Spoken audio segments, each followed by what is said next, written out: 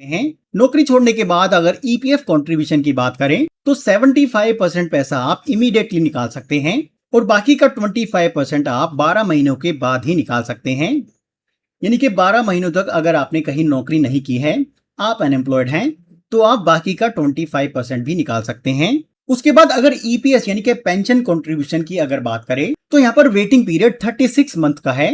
यानी कि अगर आप नौकरी छोड़ चुके हैं और आपने 36 मंथ तक कहीं भी नौकरी नहीं की है, आप अनएम्प्लॉयड हैं, तो आप पेंशन कंट्रीब्यूशन के पैसे को भी निकाल सकते हैं। पेंशन कंट्रीब्यूशन आपको 100% नहीं मिलेगा, ये आपको टेबल डी के तहत यहाँ पर कैलकुलेट कर जो भी अमाउंट आती है वो अमाउंट आपको पे की जाएगी। और पेंशन का पैसा आप तभी निकाल सकते हैं अगर आपका टोटल सर्विस पीरियड 10 साल से कम है।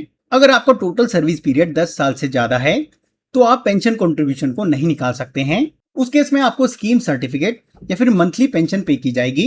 उसके बाद रिटायरमेंट की अगर बात करें तो चलिए जानते हैं कि यहाँ पर आप कितना पैसा निकाल सकते हैं।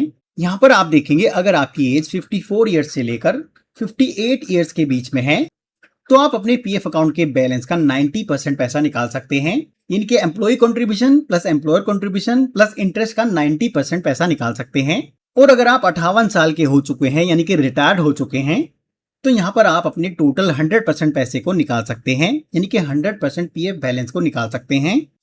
परमानेंट डिसेबिलिटी के लिए यहाँ पर आप 100% पीएफ बैलेंस निकाल सकते हैं। इसके लिए यहाँ पर नो मिनिमम सर्विस रिक्वायर्ड है। अब जो लोग इंडिया से छोड़कर बाहर रहने जा रहे हैं या फिर जिनकी डेथ हो चुकी है, वो ईपीएफ मेंबर भी अपने पीएफ अकाउंट के बैलेंस का 100% पीएफ निकाल सकते हैं। यहाँ पर डेथ के केस में नॉमिनी को यहाँ पर क्लेम अप्लाई करना होगा। इन दोनों केसेस में क्या डॉक्यूमेंट रिक्वायर्ड है आप स्क्रीन पर देख सकते हैं और वीडियो को पॉज कर इसे नोट डाउन कर सकते हैं। अब बात करते हैं ईपीएफओ 3.0 के तहत आप पीएफ अकाउंट से यूपीआई के माध्यम से पैसा कैसे निकाल सकते हैं। जैसे कि आप जानते हैं कि 4 दिनों से ईपीएफओ पोर्टल और उमंग ऐप यहाँ पर बंद है। किसी भी तरह की सर्विस वहां पर चालू नहीं है क्योंकि उमंग ऐप और ईपीएफओ पोर्टल पर यहाँ पर माइग्रेशन किया जा रहा है, यानी कि नए सॉफ्टवेयर को अपडेट किया जा रहा है। और एक्सपर्ट्स का कहना है कि कुछ इस तरीके से आप अपने पीएफ अकाउंट से यूपीआई के माध्यम से पैसा निकाल पाएंगे, जिसका प्रोसेस फ्लो चार्ट आप स्क्रीन पर देख सकते हैं। आपको सिंपली ईपीएफओ पोर्टल या फिर उमंग ऐप पर लॉगिन करना है, अपने क्लेम को यहाँ पर सेलेक्ट करना है।